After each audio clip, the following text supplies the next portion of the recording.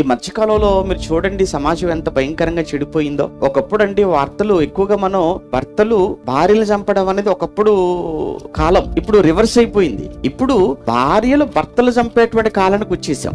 ఎక్కువగా మీరు చూడండి, ఎక్కువగా ఈ మధ్య కాలంలో మనకు వినిపించే వార్తలెల్లా ఎలా ఉన్నాయంటే చాలా భయంకరంగా ఉన్నాయి న్యూస్. అసలు ఏమండి, ఇప్పుడు ప్రస్తుతానికి ఎక్కడ ఏదో మేఘాలయలో ఏమండి కొత్తగా పెళ్ళైంది, 4వ రోజునేటండి, పెళ్ళైన 4వ రోజే భార్య భర్తను హనీమూన్కు వెళ్ళిపోదాము అని నమ్మించి తీసుకెళ్లిపోయి ముందస్తుగానే చంపేటువంటి హంతకులతో మాట్లాడుకుని వాళ్ళకు డబ్బులు ముట్టచెప్పి ఏ అనుమానం రాకుండా లేకుండా ఎంత దారుణంగా చంపించేసిందో చూశారు కదా.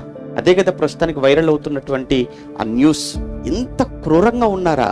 ఎన్నో సంఘటనలు, ఇది ఒకటి కాదు, ఇలాంటివి కోకొల్లలుగా జరుగుతున్నాయి ప్రస్తుతం. ఎందుకు? వాళ్ళ స్వార్థం. నీ స్వార్థం కోసం మరొకరిని బలి తీసుకుంటావా? నీ స్వార్థం కోసం మరొకరిని చంపుతావా? కన్న తల్లి తండ్రి రోధిస్తున్నారు అక్కడ, తోడబుట్టిన వారు ఏడుస్తూ దుఃఖపడుతున్నారు అక్కడ. నువ్వు మాత్రం బ్రతికి మిగిలి నువ్వు సాధించింది ఏముంది? తీరా చూస్తే ముఖానికి ముసుగేశారు, చేతికి సంఖ్యలేశారు, తీసుకెళ్లి జైల్లో కూర్చోబెట్టారు. ఏం సాధించింది ఆవిడ చంపి? ఏదో క్షణికావేశం లేదా క్షణకాల సుఖం.